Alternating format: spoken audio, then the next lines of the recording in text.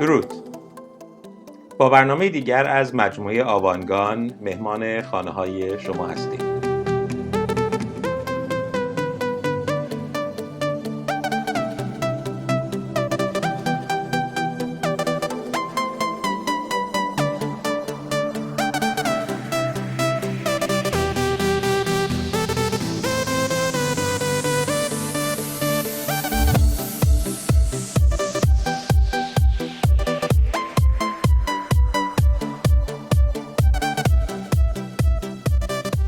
اگر در طی بیش از یک سالی که برنامه آبانگان از این شبکه پخش میشه همراه ما بوده باشید، احتمالاً در ارتباط با بحران آب و خشکسالی در سوریه و مناطق مختلف خاورمیانه شنیده اید.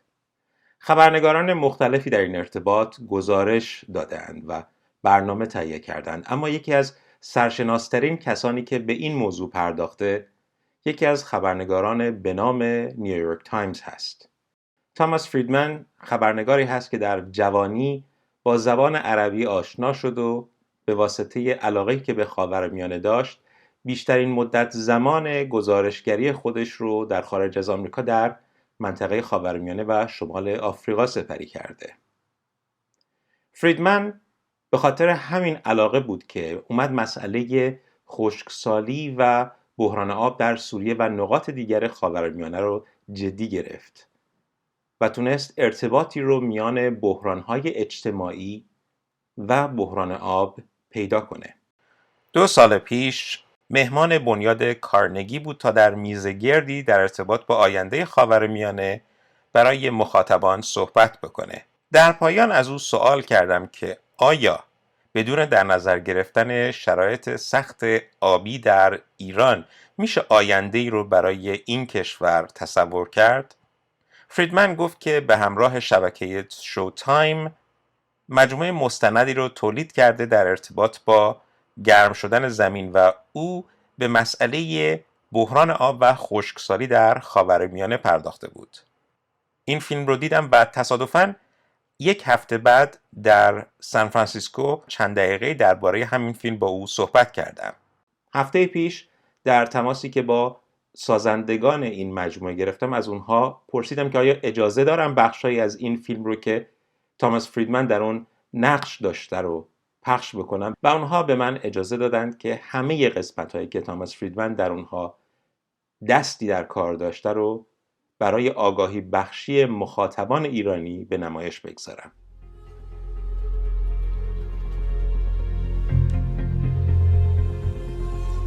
I've spent decades reporting on the Middle East, but I have to say, the events in Syria these days are some of the most heartbreaking I have ever seen.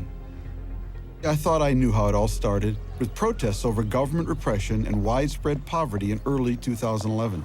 Hi. Tom Friedman. Thanks for coming. Thank you. But then I met Farah Nassif, a young Syrian refugee living here in Washington, D.C. And she made me wonder if there might be a lot more to this story.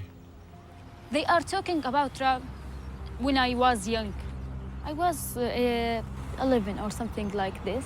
She told me that before the Civil War, she had lived through another disaster. So is this year after year, less rain? Year after year, government doesn't try to help in any kind of way. And that the government's response made people so angry, they were eager to take to the streets. She said, I couldn't understand the Civil War if I didn't understand what happened in the drought. Most of farmers, they leave to Damascus, to homes. So they moved from the countryside yes. to the city.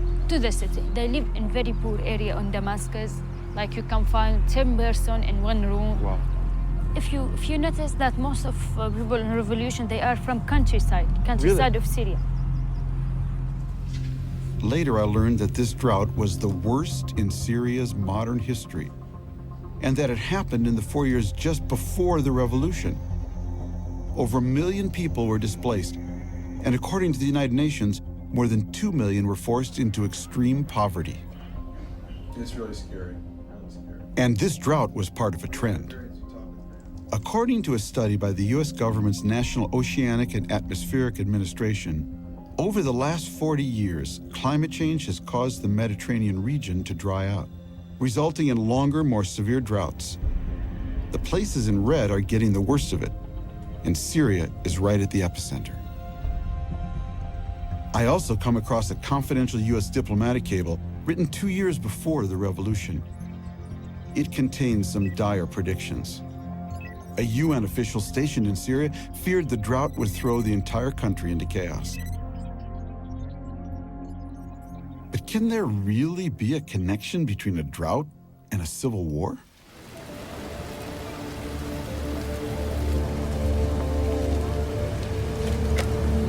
Hey, it's Thomas Fridman from the New York Times.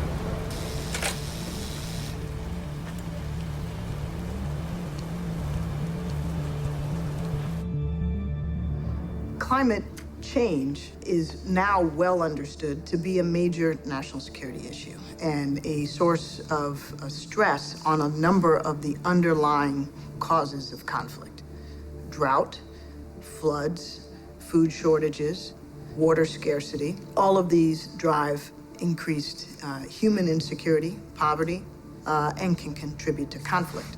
How much do you feel that stress in northern Syria, where you had this region afflicted by drought from 2006 to 2010, right on the eve of the revolution there, contributed to it? It's very hard to quantify. However, we all know that where there is drought, where there is insecurity, when there is poverty, hunger, poor governance, repressive policies, it may make the tinder in the box more readily ignitable. In other words, if a drought is bad enough, it can help push an already stressed society to the breaking point. Is that what happened in Syria?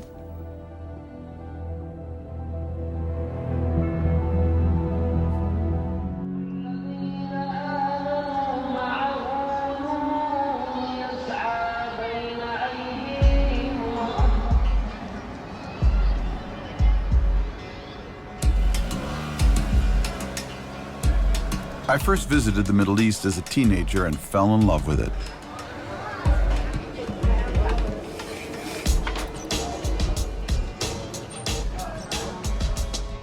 Eventually, I studied Arabic and made this part of the world a focus of my work as a reporter at the New York Times.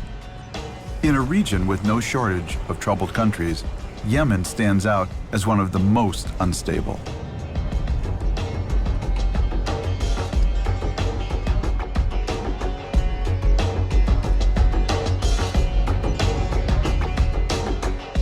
When I arrive, Yemen's president invites me to meet with him. He wants to talk about something that threatens to destabilize his country even more: water. How is the climate changing in Yemen? Is it drier? Does it rain as much? Does it rain harder? الأمطار يعني شحيحة. Rains are rare. It's becoming less. تنزل بقوة هائلة. And if there is rain, it is very strong and it is devastating, destructive. لم نتعود هذا الطقس. كان من أول تجي الأمطار خفيفة. We are not used to such climate. In the past, rain would be fair and it would continue for a week or a month, but it is fair rain. And he's seen this change in his life, growing up here. هذه في خلال الخمس سنوات. It's the first time I see this. In my whole life, I did not witness such a thing. Interesting. The president says that in some places, the water situation is so dire, it's leading to violence. In terms of water issues, what is the biggest water challenge Yemen faces today? فيما يتعلق بقضايا المياه، ما هو أكبر تحدي تواجهه اليمن فيما يتعلق بالمياه اليوم؟ Could Yemen run out of water? هل ممكن أنه تخلص المياه من اليمن؟ ممكن. Yes, possible. Could. Wow.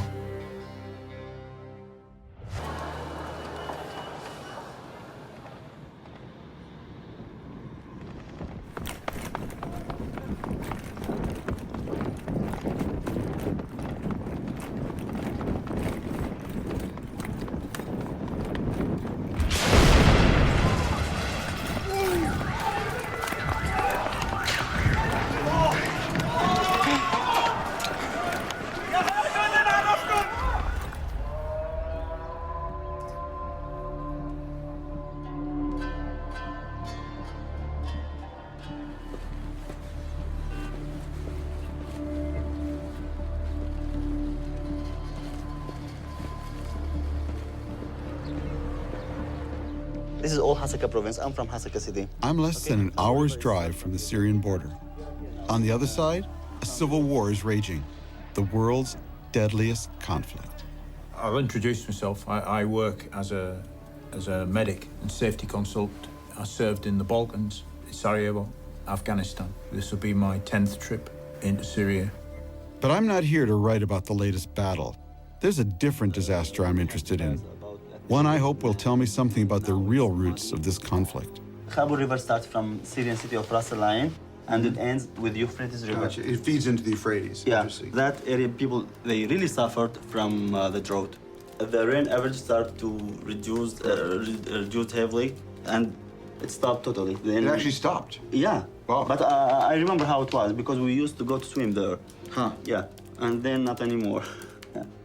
4 years before the civil war started, Syria was hit by a drought that lasted until just before the revolution.